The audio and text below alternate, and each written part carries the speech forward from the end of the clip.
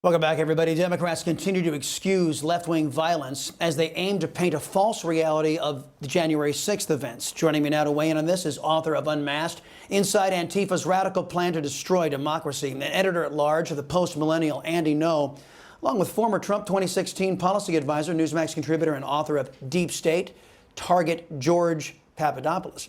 Gentlemen, welcome to you both. Andy, charges have been dropped for several BLM and Antifa rioters, looters, arsonists. Meantime, those accused of rioting on January 6th are locked up with some charges like trespassing. You had to flee our country because of one of the threats from one of the Democrats' militant arms, Antifa.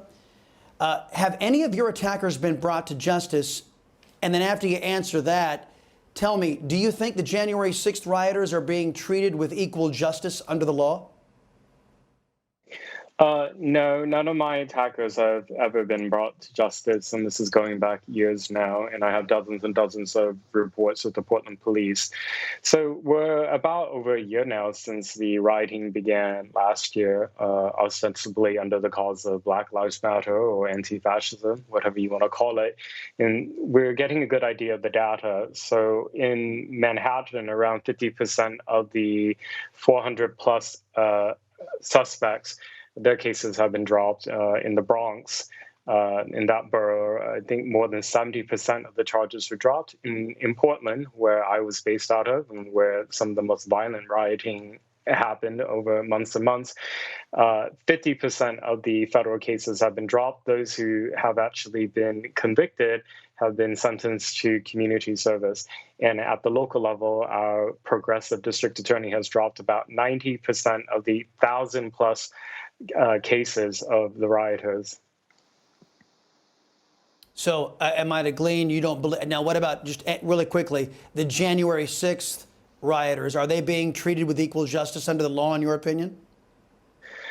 Well, that remains to be seen, since the convictions haven't been carried out against everyone yet, and the investigations are still ongoing. So ask me that again in a few months. All right.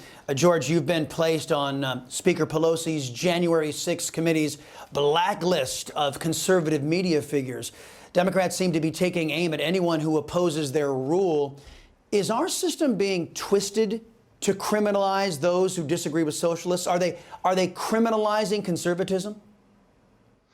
Yeah, what I saw when I saw my name and numerous other names, including President Trump and his family and various activists, regarding this very bizarre letter that Nancy Pelosi issued and made public, it was a form of intimidation.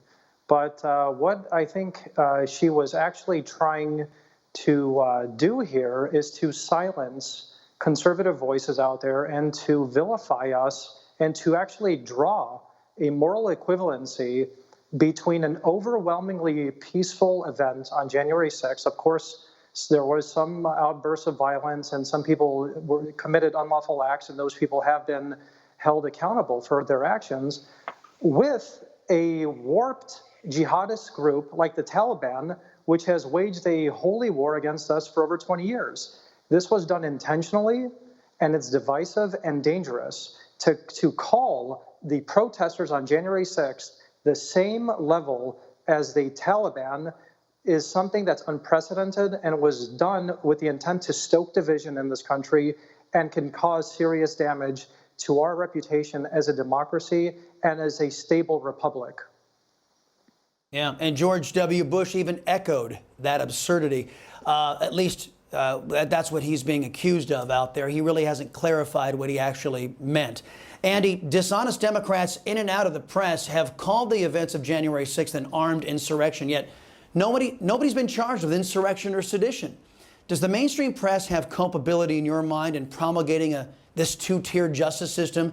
And should those charged with, like, trespassing take legal action against Democrats in and out of the media who have inaccurately called them seditionists?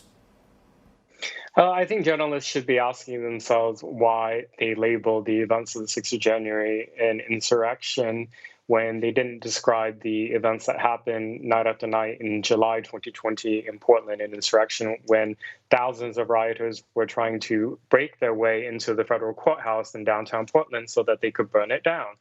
And it's quite telling, isn't it, that in terms of the charges against those who are implicated on the 6th of January, that they're not being charged with insurrection or terrorism charges. On the contrary, just this past week in Washington state, in a federal case, a second person who's affiliated with Antifa has been convicted on terrorism charges for trying to derail trains in Washington state. And that story hasn't gotten really any attention at all in the national press. George, last question for you. According to the New York Times, John Durham is seeking indictment on Democrat lawyer Michael Sussman for allegedly lying to the FBI. After 2 years and untold dollars, one indictment on a no-name left-winger. Is this a sign that the Durham report will be a whitewash, as many have feared, letting left-wingers get away with their illegality once again? Well, this is actually the second indictment, and actually just about half an hour ago, a report came out that Mr. Sussman has been indicted by a federal grand jury. We can't forget that this goes back over 2 years, like you explained. This criminal investigation was launched after Attorney General Barr and John Durham traveled to Italy to learn about this mysterious professor, Joseph Mifsud, and then metastasized into an indictment against Kevin Kleinsmith, who was an FBI attorney and also ran point on the Clinton email investigation under James Comey. After Horowitz came out with his report, John Durham refuted the origins of how this entire investigation originated.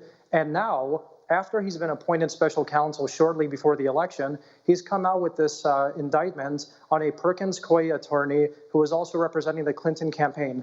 What I think these two indictments suggest is that he's actually looking into a conspiracy involving Perkins Coie, the DNC, Clinton campaign, and possibly the upper echelons of the FBI. We're still at the early stages, unfortunately, but I still think that we have a lot more to see from Durham. All right. George Papadopoulos, Andy No. Gentlemen, thank you very much. Appreciate the time. Tomorrow we'll finish our